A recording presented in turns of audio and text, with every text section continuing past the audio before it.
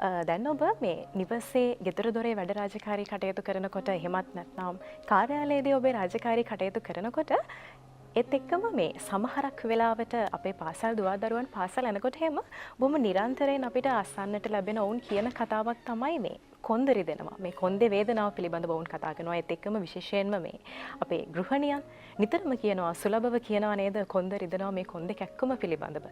ඉතින් අපි අර කතාවටත් කියනවානේ කොන්ද කෙලින් තියාගෙන වැඩ කරන්න ඕනි කියලා.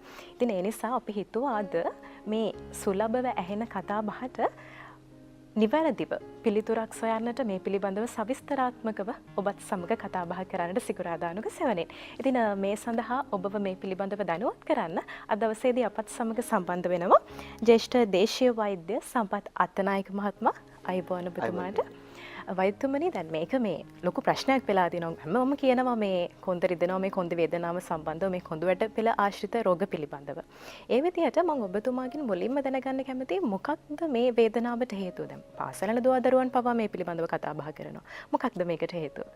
ඇත්තටම කියුවේ වර්තමාන වෙනකොට ගොඩක් සමාජයේ බහුල රෝගයක් බවට පත් වෙලා තියෙනවා මේ කොන්ද ආශ්‍රිත ප්‍රදේශයේ වේදනාව. කොන්ද ආශ්‍රිත ප්‍රදේශයේ වේදනාව ගත්තාම මේක සාමාන්‍යයෙන් අපි ඉස්සර ගොඩක් වෙලාට අහලා තියෙන්නේ වැඩිහිටියන්ට තියෙන රෝගයක් විදිහට. වයසට යනකොට වයසට යද්දී ගොඩක් කට්ටිය කියනවා කොන්දේ අමාරුව, කොන්දේ කැක්කුම එනවා, කකුල් වලට කැක්කුම එනවා.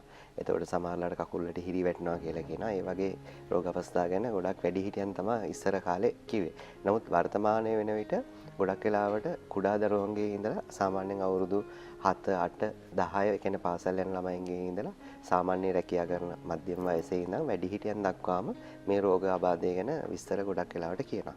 ඇත්තටම විශේෂයෙන්ම කොන්ද ගැන අපි සඳහන් කරපුවම කොන්ද ආශ්‍රිත ප්‍රදේශය හැදුනාම කොන්දට පෙළි අස්ථි තියෙනවා. ඒ කියන්නේ කොන්දට අස්ථි කිය අපි කියන්නේ වර්ටිබ්‍රා කියලා තියෙනවා. ඊට අමතරව මාංශ පේශි තියෙනවා. ඒ වගේම ස්නායු තියෙනවා. ඒ වගේම විවිධ තන්තු රැහැන් ලිගමන්ට්ස් වගේ දේවල් තියෙනවා. ඉතින් ඒ වගේම තමයි කොන්දට පෙළි හරි ගැසලා තියෙන්නේ. එතකොට මේ මාංශ පේශි වල තියෙන මොකක් හරි දුර්වලතාවයක්, එහෙමත් නැත්නම් ස්නායු වල තියෙන දුර්වලතාවයක්, එහෙමත් නැත්නම් අර අනිත් තන්තු වල තියෙන දුර්වලතාවයක්, එහෙමත් නැත්නම් මේ අස්ථි වල තියෙන දුර්වලතාවයක් හින්දා ගොඩක් වෙලාවට මේ කොන්දට පෙළි ආශ්‍රිත ප්‍රදේශයේ වේදනාවක් ඇති වෙන්න පුළුවන්.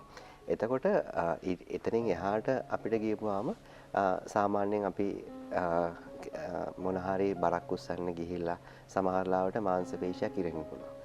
අපි සාමාන්‍යයෙන් පාසල් යන දරුවන් ගැන විශේෂයෙන් කතා කරොත් ගොඩක් වෙලාවට ඒ කට්ටිය අධිකව ඒ කියන්නේ පාසල් බෑගයේ තියෙන බර ප්‍රමාණය ඒ කියන්නේ ගොඩක් කතා බහට ලක්විච්ච මාතෘකාවක් ඒක. ඒ කියන්නේ පොත්පත් ප්‍රමාණය වැඩි වීම නිසා ගොඩක් වෙලාවට ඒ කියන්නේ වැඩි බරක් ඒ කියන්නේ ශරීරයේ ප්‍රමාණයට වඩා වැඩි බරක් දරාගෙන යාම නිසා කොන්දට පෙළේ ආශ්‍රිත ප්‍රදේශයේ මාංශ පේශිවල දුර්වලතාවයක් ඇති වෙන්න පුළුවන්.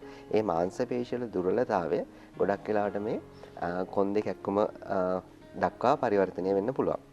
එතනින් එහාට දිගින් දිගට මේ කාර්යය සිද්ධ කිරීමෙන් සමහරලාට කොන්දට පෙළේ අස්ථිවල පරිහානියේ තත්ත්ව අපි කියන වල ඩීජෙනරේෂන්ස් කියලා. ඒ වගේ තත්ත්වයක් පවා කුඩා දරුවන්ට ඇති වෙන්න පුළුවන්. ඒ වගේම තමයි කුඩා දරුවන්ගේ තවත් වෙන විශේෂ කාරණාවක් තමයි ස්කෝලියෝසිස් කියලා. අපි කියනවා කොන්ද පැත්තකට ඇද වෙනවා. ඒක ගොඩක් වෙලාවට කාන්තා දරුවන්ගේ තමයි තියෙන්නේ. ඒ වගේම පිරිමි දරුවන්ගෙත් මේ වෙනකොට සමහර වෙලාවට අපිට දකින්න ලැබෙනවා. ඉතින් ඒවට විශේෂයෙන්ම ආහාර පාන ඒ වගේම සමහර වෙලාවට ගොඩක් වෙලාවට ඒ කියන්නේ කාන්තා දරුවන් නම් ගොඩක් වෙලාවට ඒ කියන්නේ උන්ගේ ආර්ථවය පටන් ගැනීමත් එක්ක ගොඩක් වෙලාවට මේ දේවල් නිරීක්ෂණය කරන්න පුළුවන්. නමුත් ගොඩක් වෙලාවට අර අධික බර ඉසිලීම එහෙම නැත්නම් සමහරවිට ක්‍රීඩාවල නිරත වීම නිසා ඇති වෙන මාංශ පේශී රීමක් වගේ දේවල් නිසා මේ වගේ තත්ත්ව ඇති වෙන්න පුළුවන්. එතනින් එහාට ගියපුවාම සාමාන්‍ය අපි ගෘහ ජීවිතයේදී සාමාන්‍ය අනිත් පුද්ගලයන්ගේ ගත්තාම ගොඩක් වෙලාවට මොන හරි අනතුරක් වෙලා සිද්ධ වෙච්ච මාංශ පේශී වලට වෙච්ච හානියක් එහෙම නැත්නම් සමහර ලාවට ඒ ප්‍රදේශයේ මොන හරි සමහර රෝගාබාධ නිසාත් වෙන්න පුළුවන්.